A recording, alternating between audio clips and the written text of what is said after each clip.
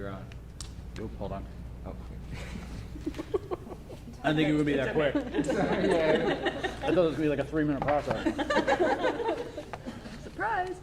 He was really clear about what he was going to do. He did. He was very clear. I'm not saying the instructions were not clear. I assumed he wasn't as competent as he was. And that was my fault. All right, well set? All right, we will bring tonight's meeting to order for the Norfolk School Committee for Tuesday, October 19th. The time is 7:05 p.m. And as we start out every meeting, read the mission statement, which is the Norfolk Public Schools offers a safe, joyful, and challenging learning environment that meets the needs of our diverse students. Through school, family, and community partnerships, we provide an education that inspires lifelong learners and cultivates caring and productive citizens of our ever-changing world. Roll call, please. Sarah Ward. Shannon Meneses. Jennifer Wynn. Medora Champagne. Thomas Doyle. Ingrid Alardi. All right.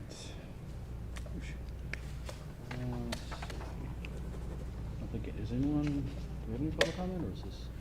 This is all I thought district so. Okay. employees. So I assume so.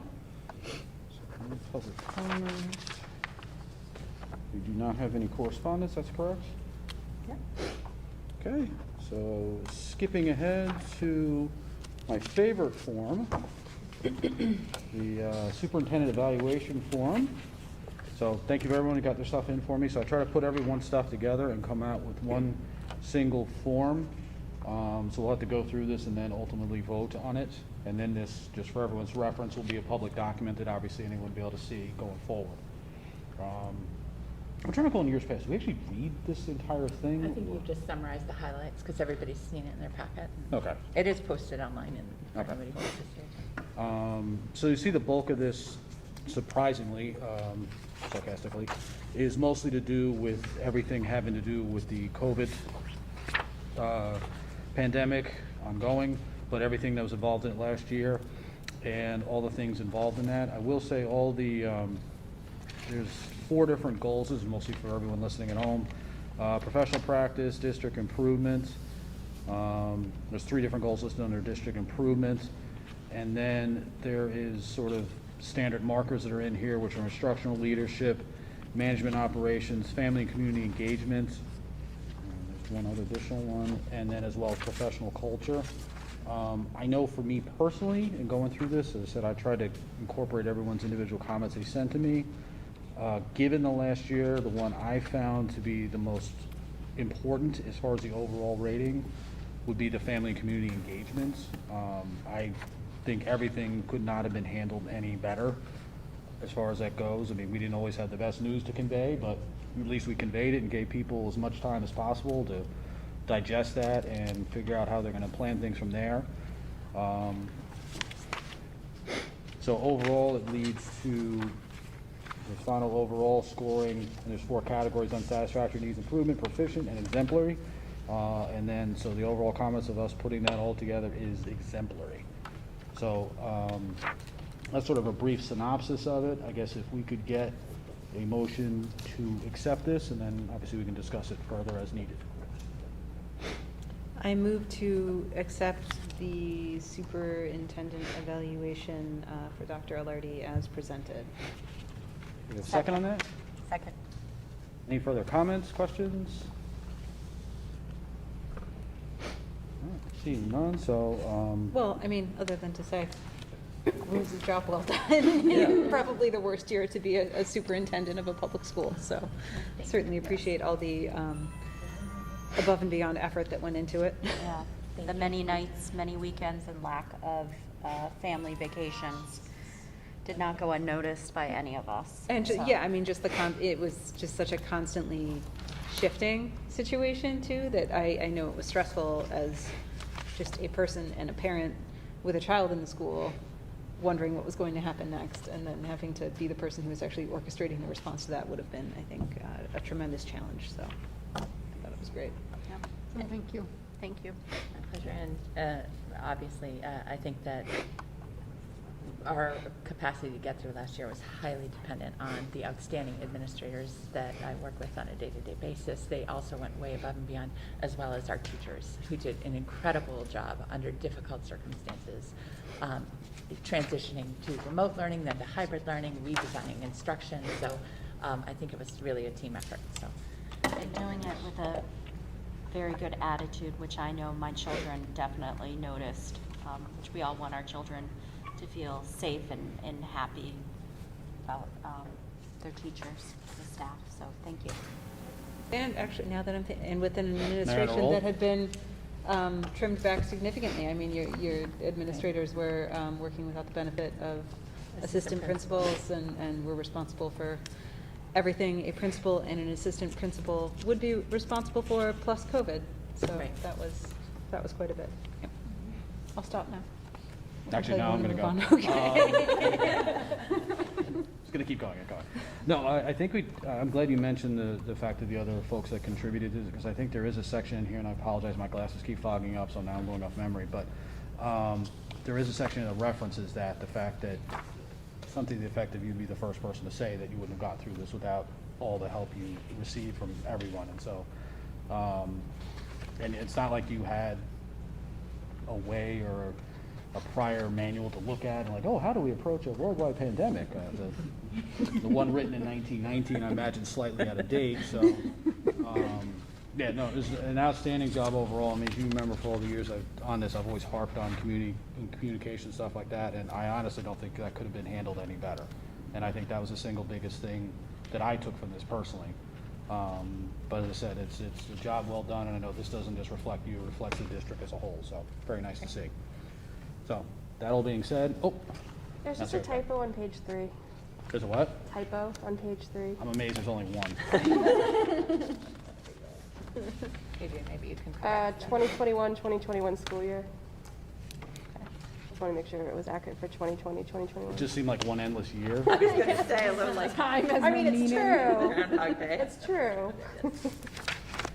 I'm not the biggest fan of this form, and getting this all together, I at one point had 3 screens up, and I almost threw my laptop against the wall, so. I know, even writing in it was like.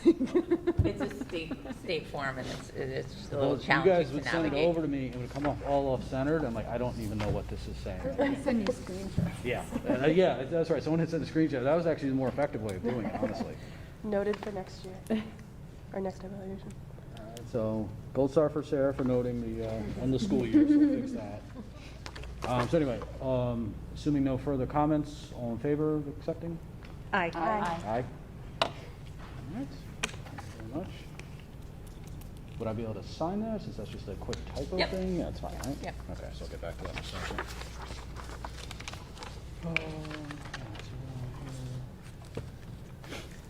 So we've got a number, this is our typical thing, we go through the fundraisers for the year. And per school committee policy, the school committee has to approve any fundraising efforts and marketing that takes place in school towards students. These are, you'll note that there's really very few new fundraisers. These are traditional fundraisers that have pretty much run every year. Anticipated fundraisers are listed for the 6th grade promotion committee. So really between the schools, there's nothing new that's coming that we haven't reviewed and approved in the past. There's some that have been eliminated right now because of COVID restrictions. PTO has also included their proposed fundraisers for the school year. We have talked a little bit about, there's a couple of fundraisers that are big events for the PTO that generate a lot of funds and revenue for the schools, one being the book fair and the other is the Merry Market event. Both of those, we've talked to the PTO about structuring in a way that would be COVID safe. And what we've talked about is the Merry Market running after school hours in the evening hours when children aren't present. We will require and enforce all of our COVID protocols, so people will have to be masked to come in with limit and stagger times when people could come so that we limit the crowd size. But we would be working, PTO will work directly with the building principals and with the school nurses around creating those events in a way that's safe for the community. Any questions on proposed fundraisers? Is the Chipotle one new? We've done other restaurants in the past. Okay. We're going to do a restaurant night, Okay. a percentage of the profits from the Right. restaurants. Okay. Well, on the second page, I mean, moms can't go to the craft beer tasting? It's just for dads? What do moms get to do? Just for the kids. It's just for the kids. That was awesome. All right, so do we have a motion to accept the proposed fundraisers as presented? I'll make a motion to accept the PTO fundraisers as presented. Second. Okay. Any further discussion? So we're approving both the PTO and the building fundraisers, so they've included the carrying, the holiday collections and other things they did. So I guess to I'll make- clarify, the motion be all fundraisers as Yeah. presented. All the fundraisers as presented in the packet. I will second that as well. All right. Assuming no further discussion, all in favor? Aye. Aye. Skip ahead to Ingrid. All right, so our first item on the agenda today, I'm excited to be able to introduce to you all our new Director of Diversity, Equity, and Inclusion, Jessica Peppel, who is going to come join us up at, you can take Vicky's seat. As we talked about last spring, we were thrilled to be able to, through grant funding, create this new position. It's a regionally shared position. Jessica is the Director of Diversity, Equity, and Inclusion for Rentham, King Philip, Norfolk, and for Plainville. We are thrilled to have her as part of our team. She's been just invaluable in supporting professional development and is supporting some curriculum reviews.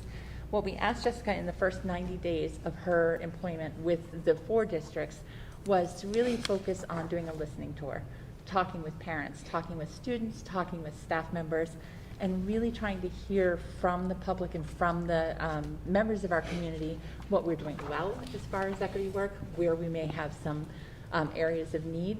Again, when we're talking about equity, we are talking about making sure that our schools are welcoming, inclusive, and that all students that walk through our front doors feel a sense of belonging, can see themselves represented in our curriculum, and that we are looking carefully at where we may have practices and policies in place that are disadvantaging some of our students so that we can correct those. So Jessica's here tonight to share with you her findings from her district DEI listening tour. All right, thank you so much, Ingrid. I appreciate your time. Can you all hear me pretty well? Yes. Okay, awesome. All right, let's go. My name is Jessica Peppel. As Ingrid just mentioned, I am the Regional Director of Diversity, Equity, and Inclusion, and I'm here to share my findings from my DEI listening tour. Before I begin any type of presentation, I'd kind of like to go and have a theme with a quote. And for tonight's quote, we have, "The secret of change is to focus all of your energy not on fighting the old, but on building the new," from Socrates. My first 60 days. So I was guided with the belief that I need to get a pulse on the community. What's going on? What's working well? What can we do better? What's going on? So for the first 60 days, I met with many stakeholders, parents, teachers, admin, the superintendent, and I also met with some students from the high school and the middle school. I mentioned that piece because I want to share some of my findings from that. The thing is, with the Norfolk school community, our kids are younger, so it was not appropriate for me to speak with them. But knowing that some of our students have gone on to the middle school and the high school, I think it's important for me to validate and to share what they had to say. So, this report captures key learnings from my listening tour. Hopefully the information in this report will guide us in creating a strategic plan aimed to make our community more inclusive and culturally responsive for all students. So, I appreciate those who I spoke with. I appreciate those who I did not have a chance to speak with, because guess what? They're going to hear from me. And I look forward to always having my door open to speak with the community. So with that being said, we'll go ahead and get started. I do want to point out something. I think I spoke with altogether across all 4 districts, maybe 320 people. That's a lot of talking. That's a lot of hours. So some of the information that you'll see here tonight is coded, and coded is just a fancy way of me saying a lot of the information presented is broken down into themes. So we're looking at some qualitative data by themes. All right, but first, our beloved Norfolk community. Public school, serving grades pre-K to 6th grade, 987 students. And Dr. Ingrid Alardi is our superintendent. Over here, this is just a piece about Norfolk. The Norfolk Public Schools offers a safe, joyful, and challenging learning environment that meets the needs of our diverse students. Through school, family, and community partnerships, we provide an education that inspires lifelong learners and cultivates caring and productive citizens for our ever-changing world. A great way to capture our focus for DEI this evening and this year. All right, so small piece of data, but I just wanted to show the breakdown of our student race and ethnicity along with our selected population. So I'll give you a second to read that, but over here you will see our percentages by breakdown for our different ethnicity groups, such as African American, Asian, Hispanic, Native American, white, Native Hawaiian and Pacific Islander, and multi-race, non-Hispanic. Some of our selected population information includes students whose first language is not English, our English language learners, our students with disabilities, our students with high needs, and our students who are classified as being economically disadvantaged. The snapshot of information was pulled from the DESE website. All right, so I think 2 slides ago, I mentioned the term culturally responsive teaching. Kind of want to go over what that term, culturally responsive, means. All this nice jargon, right? So culturally responsive teaching is a pedagogy that recognizes the importance of including students' cultural references in all aspects of learning. Pretty much, we're taking their identity and their experiences of who they are, what they bring to the table, and we embrace it in the school community. Culturally responsive teaching acknowledges, responds to, and celebrates fundamental cultures, offers full equitable access to education for students from all cultures. Here's some key pieces that I want you to take away from this slide on what culturally responsive teaching looks like. Positive perspectives on parents and families, communication of high expectations, learning within the context of culture, student-centered instruction, culturally mediated instruction, reshaping the curriculum, and the teacher being the facilitator. So to kind of sum that up as teacher being a facilitator, meaning our students are doing the most talking. Those who talk the most learn the most. And we definitely want that to be our students. All right, so part of my listening tour included 5 questions. I asked 5 questions and just let people have at it.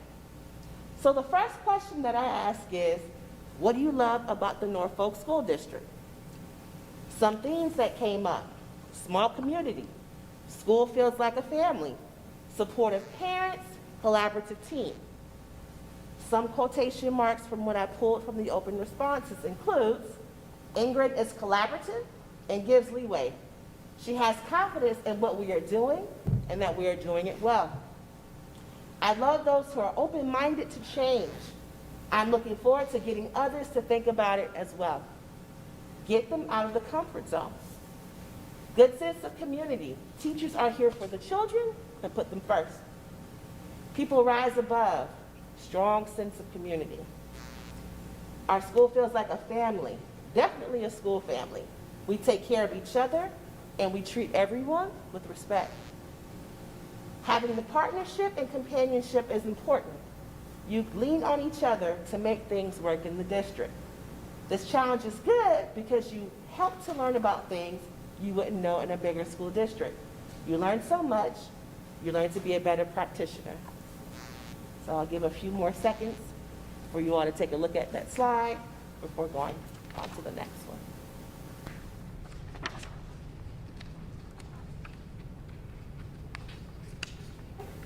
Second question.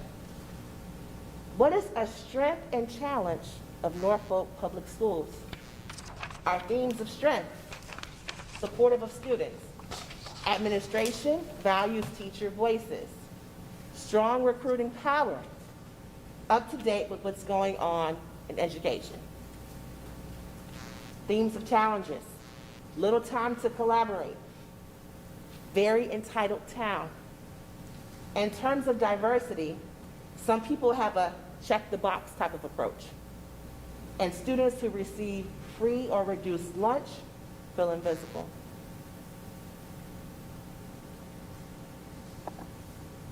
What is working well in regards to equity, inclusion, and diversity?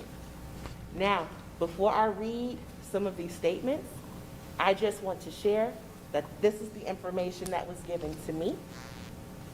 Not my opinion whatsoever. I just want to point that out. I say that now because when we go to the next slide, I want us to breathe. Okay? Okay. Here we go. The inclusion of special education students is working well. We work well with including students. I still think that is working well. I think we try to be very aware, and anytime we plan a new learning project or school-wide event, we always try to look at it through the lens and that we're including everybody, despite language, culture, beliefs, family, background or learning, emotional challenges. Just ask is our focus. If you are wondering about a person, just ask. This is a pretty new conversation as a district. We had taken the first step with acknowledging from some of the initial professional developments, that's what PD stands for, has been positive. People are ready to lean into this work. They are specifically looking for guidance around what they don't know. They want to do better towards their families. We don't have a lot of resistance. In 2012, there was one ELL student, which means English language learner. Now there are 46. We have hired a teacher, built a program. We have an administrative assistant, and outreach to parents. We have done some work with culturally responsive teaching practices. We were working with Khalees Warnham. We're bringing this back. We have a lot of people who wanted to be a part of the equity committee in Audit. We receive a lot of support with school psychologists while incorporating everybody. The second step curriculum that talks about bullying is kid-friendly and talks a lot about differences, such as kids' lunches perhaps smelling differently.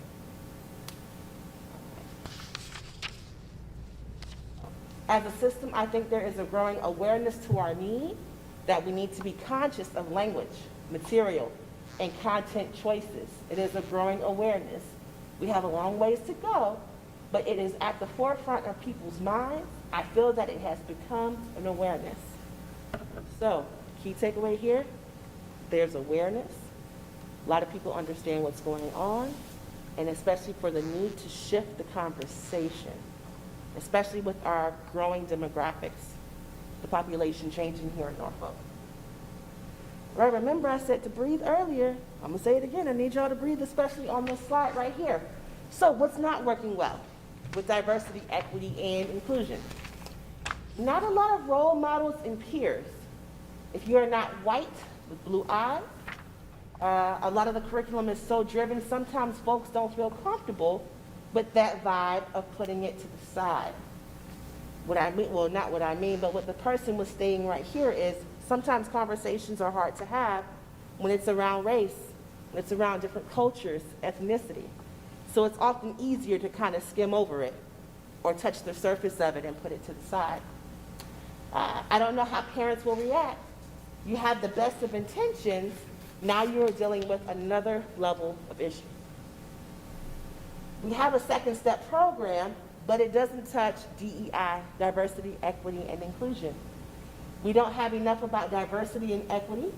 I have a bulletin board about diversity and famous Black leaders. We have to implement change. The teachers here are very comfortable. We are so inundated and burned out. There isn't a lot of diversity in the town. That is more challenging as a teacher.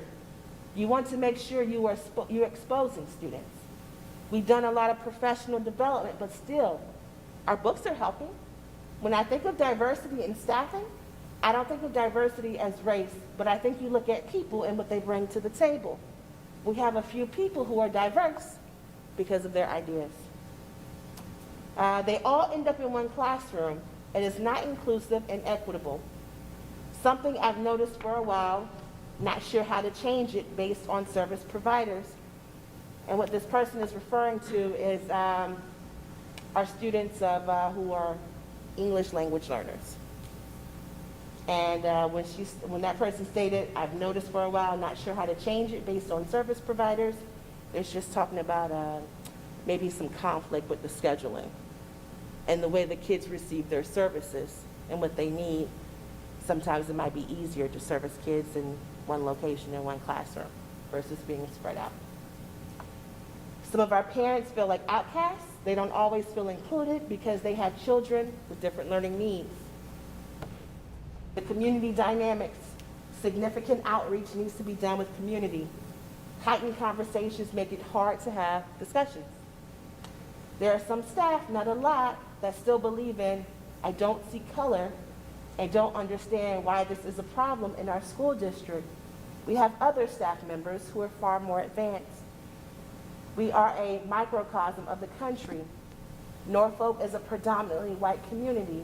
There isn't an opportunity for kids to converse with other ethnicities and their experiences. We are not getting the people.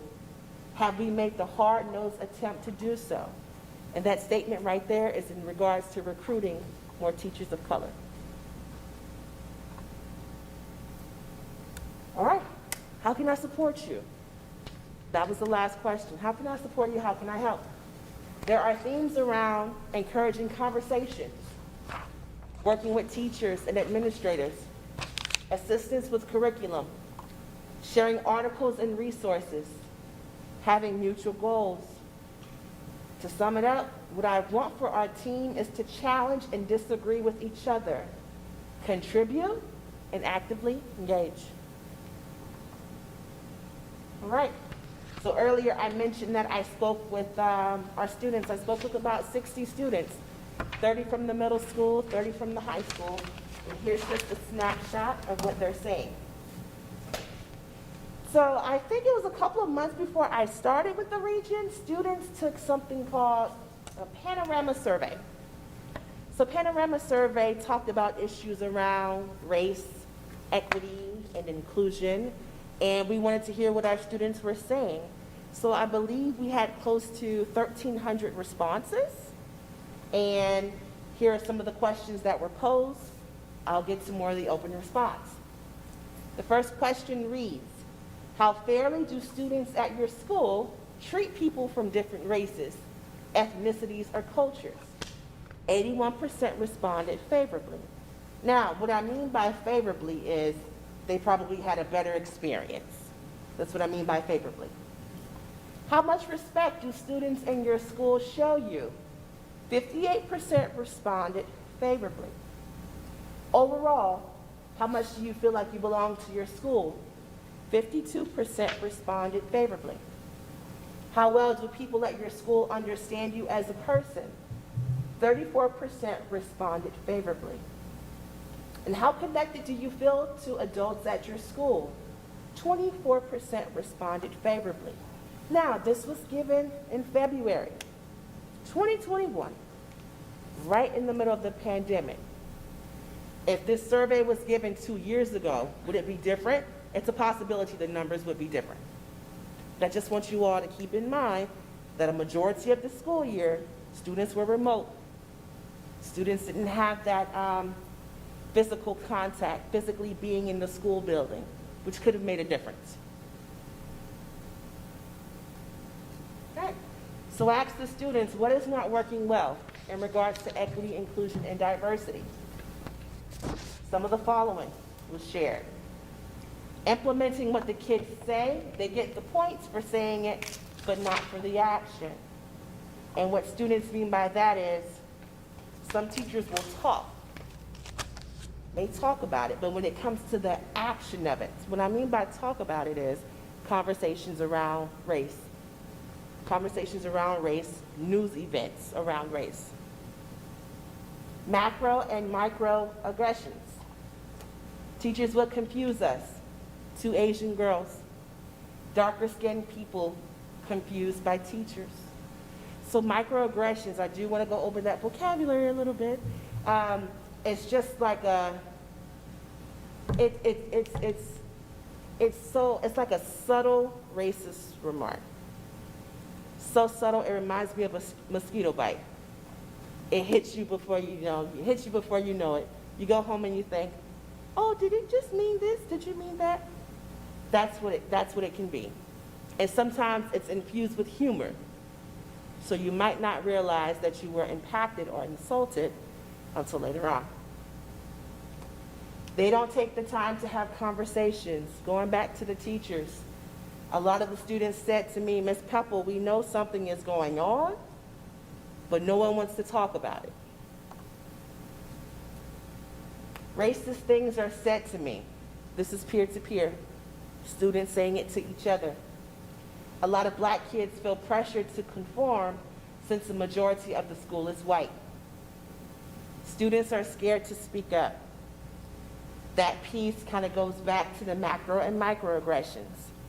If I feel like an adult has said something racist towards me, do I have the courage to say something back to that adult?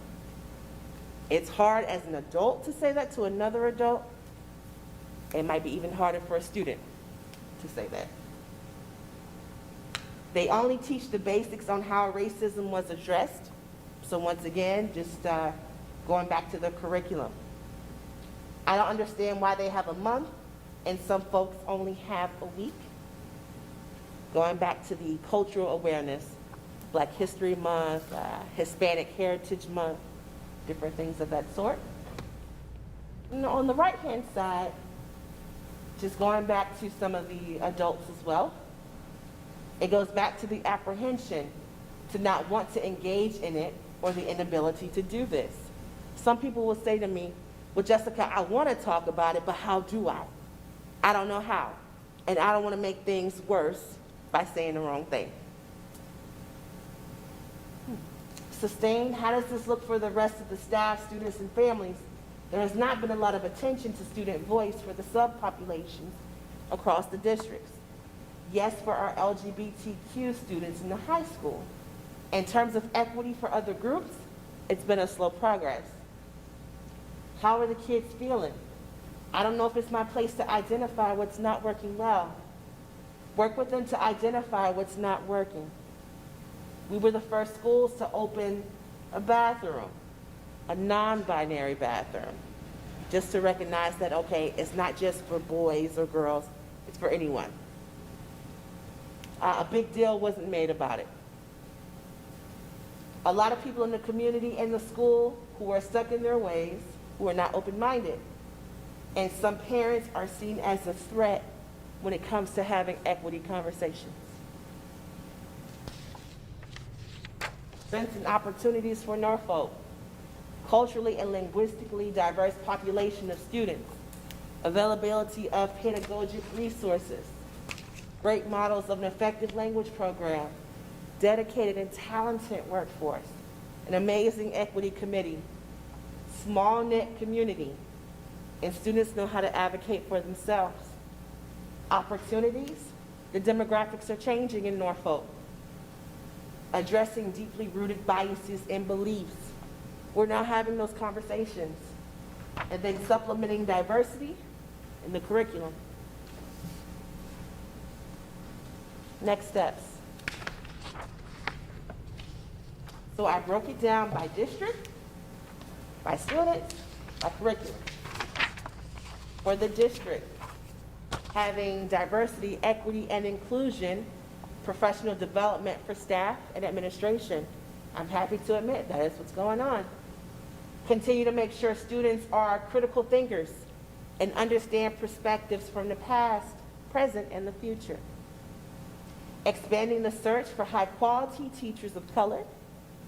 Partner with colleges and universities to increase the diversity pipeline. And of course, DEI workshops for our HR department.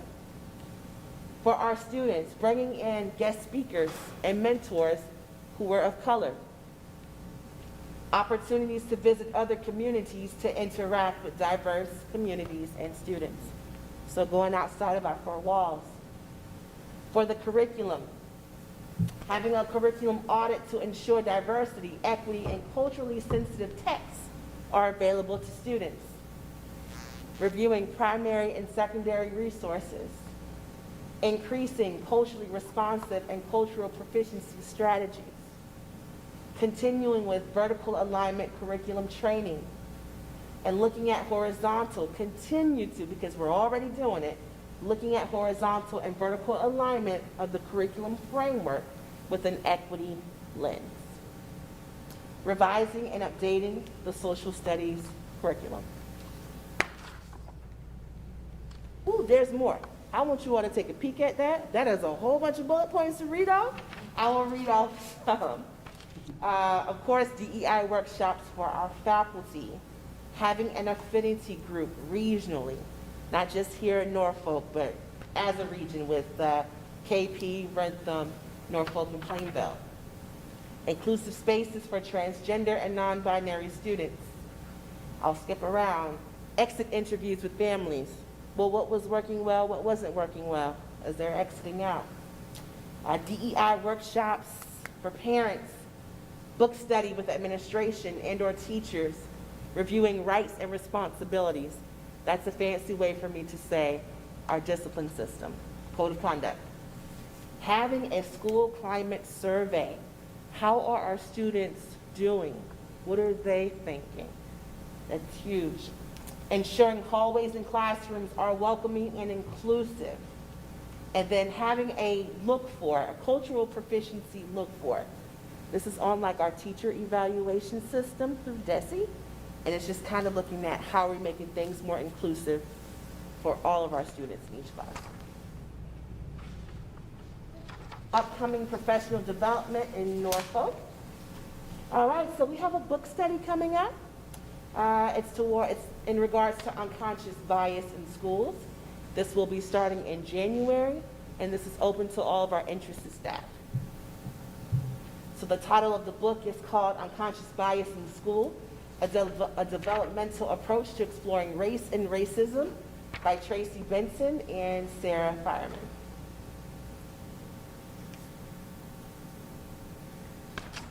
Woo, this is my piece. You see my name right here? I know, I get excited. Forgive me.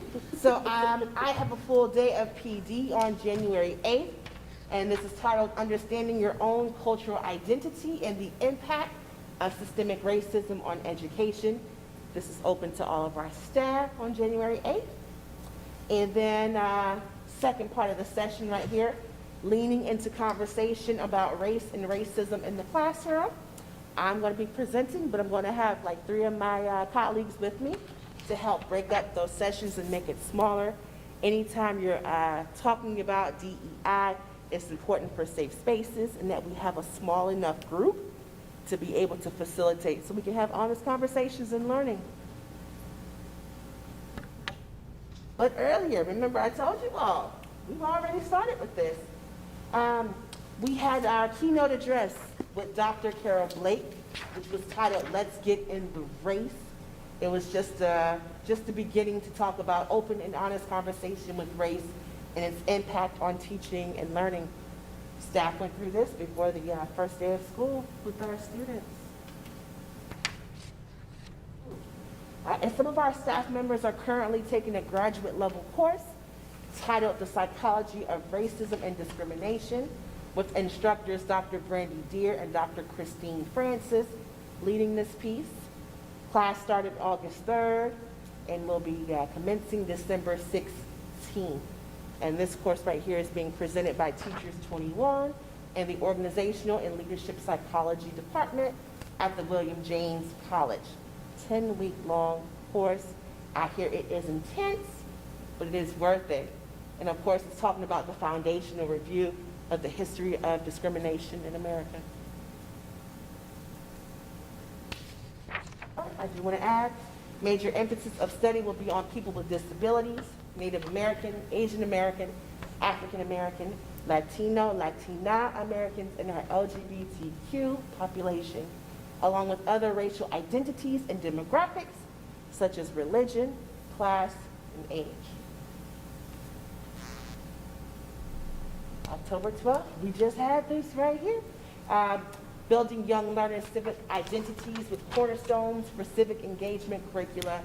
So right here, just really making sure that our new social studies curriculum has a DEI focus or has an equity lens focus for us to ensure that we are being responsive to the identity and the awareness of our students. This took place. Participants were grades 3 through 5 classroom teachers, along with our special educators. So just taking a new look at our social studies curriculum. I do want to point this out because we were doing more than just looking at it. We will consider the role of civics in the elementary classroom and why it matters, then delve into lessons that can support these conversations in age-appropriate ways.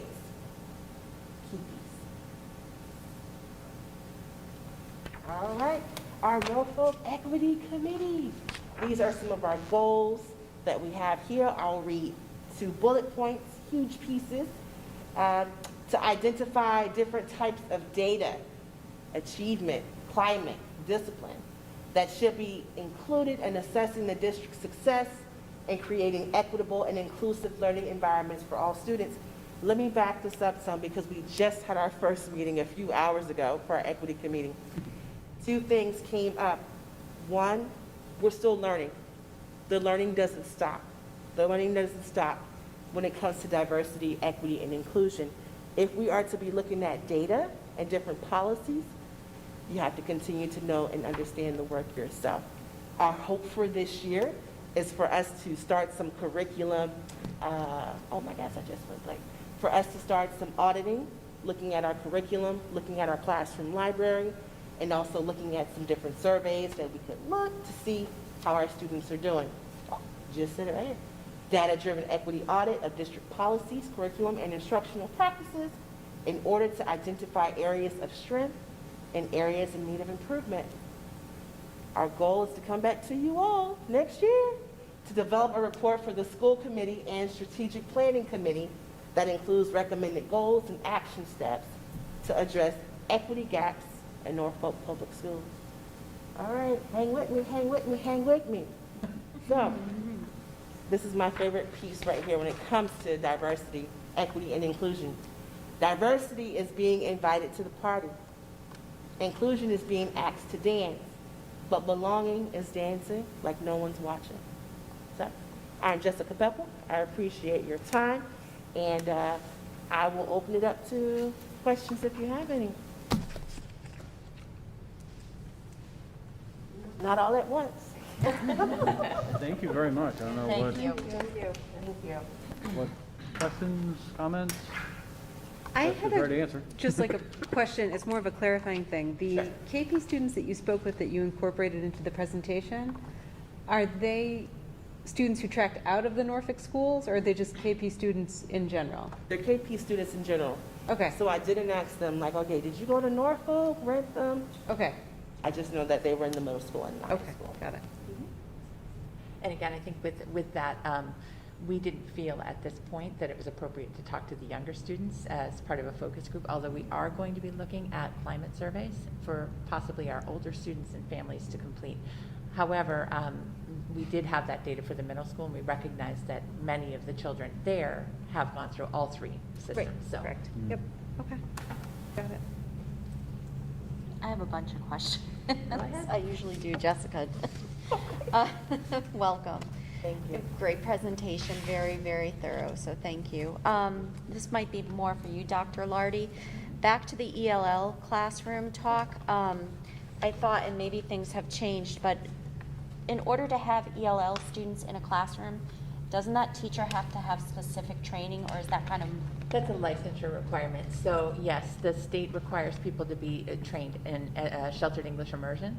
The vast majority of our teachers have been trained, and then the state requires if you have a student with ELL needs and you're not licensed, that you have to complete that certification within a short period of time. So yes, that is a requirement. So I'm just wondering if maybe sometimes the students might be in more classrooms than the other because that teacher has the specific licensure. That's just a thought. Sometimes it's I had. something that we're going to be looking at. It is also, as Jessica mentioned, our population went from very small numbers and it grew very quickly. So depending on students' level of English language proficiency, they're required to have a certain amount of direct instruction in English as well as direct instruction in the classroom. Right. And we have a very small, we only have one English language certified ELL teacher. So in some cases, students may be clustered so that they can receive that volume of support. But it is something we're looking at, and it does have budget implications. I have friends who went through the training, and I know it's intense. So that's why I was like, oh, maybe they don't have certification. Just something like that. And then it was hard for me to hear as a parent and as you said, thank you for acknowledging that, and as a fellow educator, and then sitting here and with my school committee hat on, some of the comments about not feeling like they belong,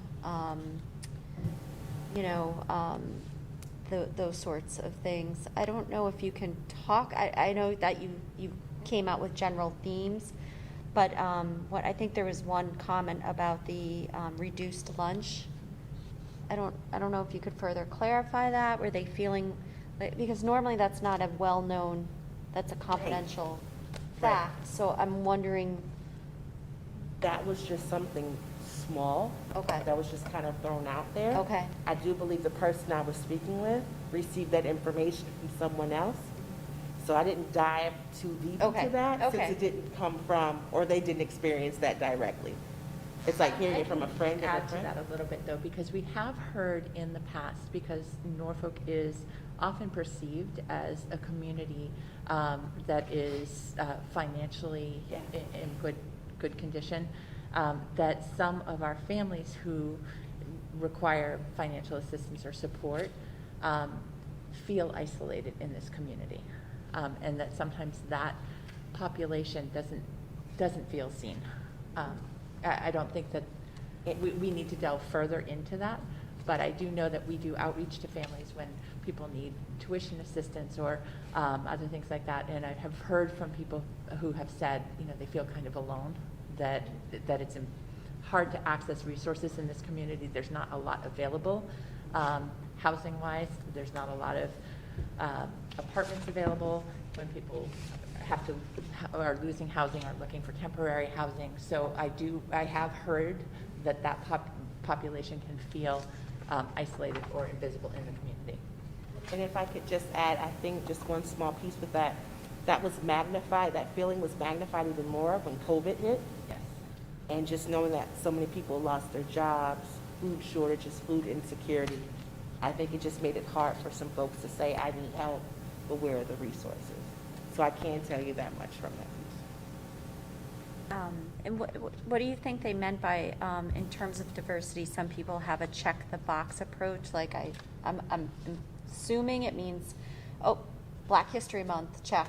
I read a story on, Native Americans currently living in Plymouth. Check. Okay, so I Surface level. hate to assume, I did it. Yeah. And my next question is, what is an affinity group? Oh, I was like, I should know that. I don't know. yeah, sure. The affinity group that I was referring to was for our people of color across the district as adults. We have a very small population, I think maybe 9 teachers across the region who are teachers of color, and just giving them that safe space to collaborate, talk, and then just kind of see what's going on with them to see how they can be supported. Love it. So just having that group for them. Affinity groups in general, though, can be formed around any way people identify themselves, finding people with similar, who share similar characteristics. I love or it. traits. So, Never heard that term before, but,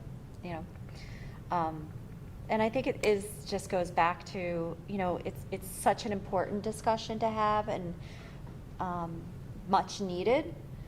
And I think you hit on it too, and I know I talked to Dr. Alardi about this. I'm a fellow educator, not in this town, but, and we've started talking about it, and it's been interesting to see myself and how I've grown in my awareness. And I feel that I've been able to do that because it's very safe, psychologically safe. Yeah. And I haven't felt like if I say something, someone's going to be like, I can't believe what? You don't know what an affinity group is? Where have you been? Whatever. So I really do appreciate that. And I know that I just think it's really important for everyone to feel, so that you're heard, right? Right. Because you can't really grow if you don't feel like you can talk about stuff. You just shut down. So I think Right. I really like that you said that. 2 more things. Sure thing. One thing I was a little sad not to see on here and talking about diversity is something that's kind of new and dear to my heart is neurodiversity, and talking about that, you know, of course, special ed, but autistic people, you know, like it's a real, like they are identifying as a cultural group, and that this is who I am, and don't try to change me. And I think, you know, we're starting to see that. I work at the middle school level. It's like, all right, my prosody of speech is different. So what? Right. You know, why are you trying to fix me? Like, this is me. And I would like to see that explored a little bit more. Yeah, sure. That did not come up in any of the conversations. No, I not do much want to I note asked. this. No, I started May 17th.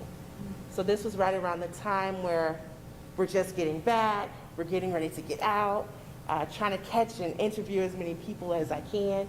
So like I mentioned earlier, I'm still open to hearing to what people have to say and how I can support them. But neurodiversity was something that did not come up. So it's not ignored, it's there, it's one of our protected classes, but that's just something that didn't come up from participants here in Norfolk, nor with our students at KP. It's just something to put on your radar, that's all. Oh, it's already there. Okay. Because it is near dear to my heart. But, and then my last one, just talking about the curriculum. You know, I know that we just went through a whole new social studies approval last spring. Right. So when I read it, I was like, what? We just went through a whole new social studies. And I just, from what I understand, and tell me if I'm misunderstanding, is you're not talking about changing the curriculum. Not at all. You're basically looking at it and saying, okay, where are we with the books? Are they really old and out of date? Are we adding, are we being? That's a piece of it. Okay. So that's part of our book audits. That's a piece of it. And also making sure that we're not being biased, and that the resources that we're presenting are not being biased, and that we're holding people to a good light. So if I'm getting ready to talk about, I don't know, Native Americans or something like that, that we're just representing them and talking about them in a good light, not them walking around looking a certain kind of way, that's going to be less appealing. So we're having an equity lens on that. Like, how closely are we looking at this?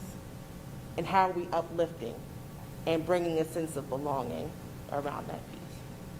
So it's kind of like, if I were to come up to you and give you 3 different pairs of glasses, they're all different. They're all different types of medicine in those glasses. I'm asking you to take a different approach. You mentioned earlier about your awareness getting stronger. We want the same thing to happen towards the curriculum, and for our teachers and our parents and community members to have that new perspective as well. And I would add, with our social studies review, we did a comprehensive review of our curriculum. We measured what we were currently teaching against the revised frameworks that the state released, and identified areas that we needed to supplement the curriculum to meet the new standards. So what you approved at the meeting was the purchase of new resources teachers could use to address those learning gaps. What Jessica's talking about too is a resource is a tool. It's pedagogy and the practice and the way we present that to students that we are also working on. So it's not new adoption, it's really integrating the new tools into the curriculum and looking at how we're presenting them and how we're We're teaching. following the social studies frameworks that From the Massachusetts Department of Ed. Massachusetts, everybody is, but just Yep. making sure that we are, you know, not being biased. Because, I mean, even I think back to a 6th grade book novel, and they recently got rid of it, maybe 2 years ago. Okay? And I go back and I look at it, I'm like, oh my goodness. There you Like, go. you know, same thing That's with it. like even, you know, like movies, right? it, right, And you're like, right. oh, Grease? Like when you look Right. at Grease now, it's like, oh my goodness. Right. Right. Stuff Or like listening that. Or listening to certain lyrics from Yeah. a song 10 years Right. ago. Like, Right. I was Right. dancing to that? Wait, Right. it means this, And so. the way that it's being portrayed, and so, no, I get it. Thank you. Sure thing. So would it just be fair to put a bow on this one? It wouldn't be fair to characterize it by saying that we are in no way changing the curriculum. We are changing the delivery and application of the curriculum as it's being presented in the classroom. I mean, because the modalities are changing. The actual substance of what's being taught is not changing. Is that Right, the standards are the Yeah. standards Yeah, as published by the right, state. which I think was kind of the point you were trying to Yep. winnowing on. Okay. Right, we're teaching the math frameworks, and we may Yep. look for, additional authors to bring in to support that curriculum study, additional materials that represent more diverse perspectives to add to that, but no, we teach the Massachusetts State Frameworks for Yes. Social Studies. Yes, that is like the Bible of standards, and you're Yep. not judging that. So with that as the baseline, does the state provide any sort of material that would help you along in this process? I mean, they don't just, here you go, and then you guys figure it out from here? I mean, hopefully they give That's you why some- that's why we have the PDs. Yeah. That's why we have our common planning. That's why we have our director of instruction and curriculum. That's why you have me here, to help have those conversations and to help develop those resources. And some of the new materials that we adopted from primary source were developed with an equity lens in mind. And so they have more authentic primary sources people can integrate into instruction. And that was a state-sponsored curriculum development. We adopted materials through a state grant that they had worked on at the state level, so. All right. Thank you. Thank you very much. Thank you very much, Jessica. Thank you, Appreciate everyone. A lot of work for your first 90 days. That's what I was thinking. That's a lot of Maybe work. the second 90 days. All right, next we have Shelley Bernardini and Lisa Luce, our new Regional Food Service Director and Assistant Director, if you guys want to come to the mic. And they have a proposal for the school committee to consider regarding transitioning to peanut-free kitchens. What? My peanut-free child just left the district. Come on.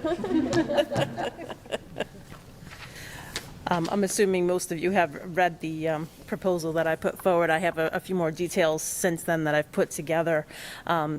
Basically, given the number of peanut and/or tree nut allergies that are out there now, I'm proposing that we convert to a peanut-free kitchen.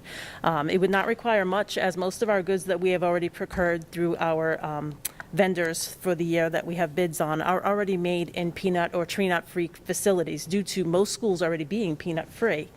I performed a survey of 18 schools in the area of the Hockomock League area, and of that, I heard from 9, 2 of them being Rentham and Plainville, which I also am the director for, and every single one of them are peanut-free.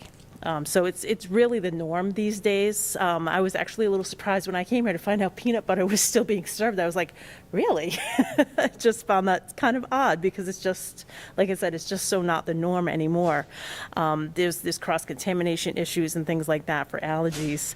In the 2 elementary schools here combined, we have right now 32 peanut and or tree nut allergies for students. And out of those, 28 of them have EpiPens on hand in the nurse's office that need to be given should they have contact with the peanuts. So the proposed substitute that we go with is sun butter. And it actually has been used in the schools already this year, and it's been received fairly well. We also use it to make our very own in-house made-from-scratch hummus that is also tahini-free, which is also another allergy component for some people. And it's gone away pretty well. It's a very good and viable option and alternative to peanuts. It not only makes us peanut-free, in the kitchen, but we are hoping that this won't change any other policies that you have on hand. It won't prevent anyone from bringing in anything from home. So whatever your standard policy is now, we're not looking to change that. We just want our kitchen to be peanut-free so that when families send their children in to buy lunch from us, that is one thing that they do not have to worry about going forward. Our kitchen staff is trained to watch for allergies and preparing to watch for that as they come through the register at the H. Olive Day School. So if anything allergy-wise in general is to come through, the staff knows what's on their plate and they catch it at that point. Here at Freeman, they're not going through the registers as of yet due to capacity issues in the cafeteria. So what we do here is we give out a list right now to the people who are handing out the meals so that they can watch for any known allergies. And our kitchen will let them know what's being served that day that might be an allergen for someone to watch for. So we are very cognizant of what's going on with that. And like I said, the biggest one really is peanuts.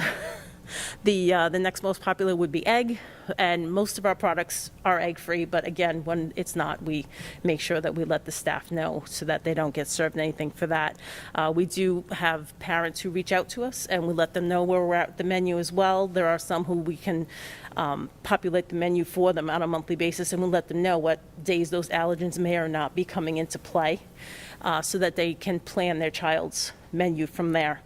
Our hope is to make lunch more accessible again to students without having to worry about those allergens, and put the mind of parents at ease at the risk of reaction or anything coming out of the kitchen that, might be of danger to the student. I'd just add two things to that.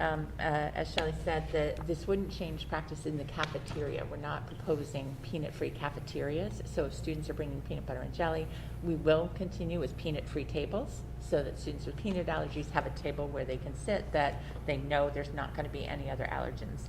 This is really just about what we're serving and preparing from the kitchen. The other thing I would say, as Shelley said, most districts have already made this transition. We have been serving peanut butter, but the demand is very low. It is not like the most popular item on our menu. No. When we had peanut butter sandwiches the other day, it's usually as an alt lunch, and I think we had a total of maybe 5 or 6 ordered in a building. It is not the most popular option. So I fully support this recommendation. I think it puts student safety first. It makes so that students that may have allergies can order from our kitchen safely, but it doesn't take away an option for a family that might want to send a peanut butter and jelly sandwich in. And also, before we vote on this change to the policy, I would also want to say that, as you are aware, and you probably saw my Wednesday Sports newsletter, there have been significant supply chain issues impacting schools and school cafeterias across the state. We have had some of our staple foods that were ordered for the October menu trapped in a warehouse in Connecticut for multiple weeks because there were no truck drivers able to deliver that. So Shelley worked very closely with Matt Hafner to arrange for us to rent a truck and go pick up the food and bring it back here and deliver it to all 3 districts, Rentham, Plainville, and Norfolk. That took the better part of Friday, and Norfolk firefighters came to Norfolk to help unload the truck. There were 23 pallets of food or something like that. 5 pallets, 211 cases of food. 211 cases. So I just want to say thank you very much for going above and beyond, and the hard work and efforts that both of you put in to make that happen. And we are one of the few schools now that has all of our supplies in for the next month. So far. Thank you. Thank you. Hard work and teamwork. Thank you. Any questions for Shelley before we move forward? I actually had no clue we still serve peanut butter, much like you when you said, like if you'd asked me to put like $5, do we still serve peanut? He was like, no, we have nothing. I know. That was me when I walked in here and I saw the menu and I saw those little Smuckers things in the freezer, and I go, who's that for? And they said, well, we serve that. And I said, you what? I just didn't think it was common at all anymore, so. Is sun butter more expensive though? The beauty of sun butter for the most part is that is something that we get through our USDA commodities quite often. So for most parts, it's almost a free item to us. Okay. And it's mostly sugar. Not really the government one, no, but it is made from sunflower seeds. And I will tell you that when I looked up the allergies in the district, there are 2 students with sunflower allergies, and we're already aware of them and taking care of that, making sure that they don't order that. But that's the difference in numbers for sunflower allergies. And they happen to be peanut allergies anyway, as well. So it would have been a no for them either way. And did you say you also have already moved away from the tahini and the hummus? There's no sesame Well, the hummus that we offer right now on Thursdays it's a cookie dough hummus, and we serve it with a graham cracker, and we serve it with fruits and vegetables, and we make it in-house from the sun butter, and there is no tahini in it. It's strictly we've chocolate chips in it, so it looks like cookie dough. It's got a little bit of maple syrup. It's got the sun butter, a little bit of vanilla extract. Next time, I'll bring some. Do they? Good. I feel a little selfish asking this with the whole supply chain issue, but I know my kids would be very curious to know if ice cream will ever come back to buy and just, it's a little Does- money revenue. I would love to bring a la carte back. I'm hoping to do it sooner than later at the HL Day, specifically because they're going through the registers. Until they start coming through the registers here, I cannot even think about doing a la carte options. As soon as we can get that down and make sure that we've got the main food that we need to give them their meals, I would love to start reinstating ice cream and a la cartes. I know they miss it, and trust me, it's a great item for us, Makes revenue-wise, money, yeah. exactly. Is there any peanut butter in the October shipment? Could we like sell that on the black market somehow? No, I hadn't ordered any, I ordered sun butter. Yeah, I'm just saying. Yeah. Budget.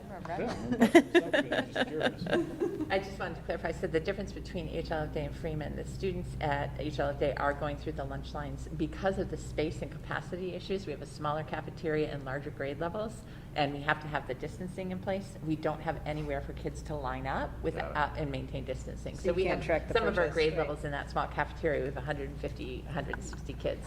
Whereas we've split lunches in some places in HLF Day, so there's significantly fewer. Yeah, in HLF Day, you're doing 6 lunches a day because each grade is cut in half. Right. So they are able, timing-wise, to get them in there and have a lot less in at one point in time. Whereas here, you've got 4 grades, you've got 4 lunches. Right, because we just don't have the capacity to split them with the schedules.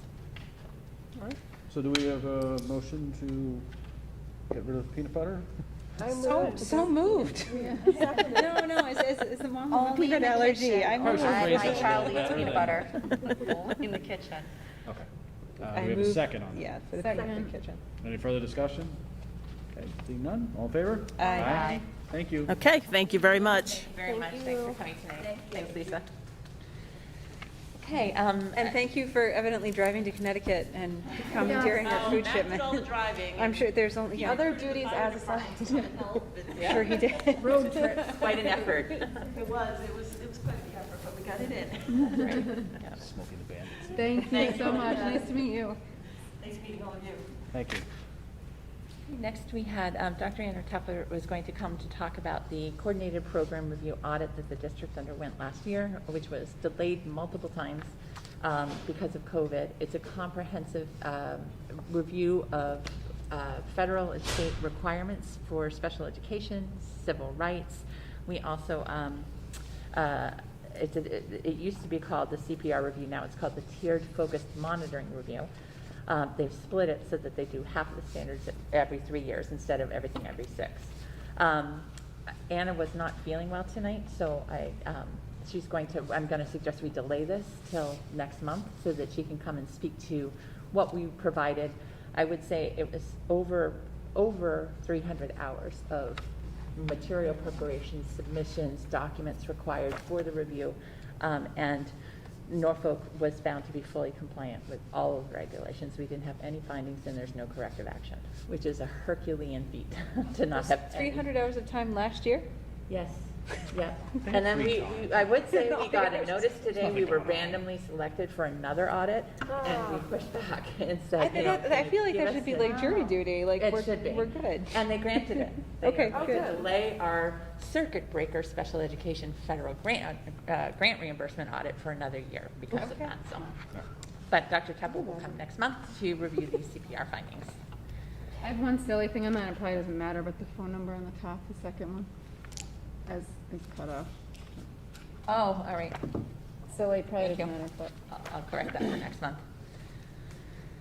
All right, next, as you are all aware, our business consultant, Todd Hassett, who has worked for the district and supported us through many, many, many challenging budgets over the last close to 20 years, is going to be retiring. I was not aware. Yeah. Oh, I Now I'm very sad. Yeah, I sent out an email, but his last day is November 1st. And we have been in the process since August of recruiting and interviewing and looking to hire a new consultant to take over for Todd. The model that we have in our business office, and then we have hired historically, worked with Todd. He works between 4 and 8 hours a week and does, as a licensed business manager, does the budget preparation, staff for the big picture, end of year audits, all of those kinds of things. Whereas Barbara does the invoicing, the warrants, and the day-to-day operations. It was a difficult search. It's going to be very hard to replace Todd. He His historic knowledge and his budget insight is incredible. But we were successful in finding a candidate. His name is Barry Nechtow. Todd and I have met with Barry a couple of times and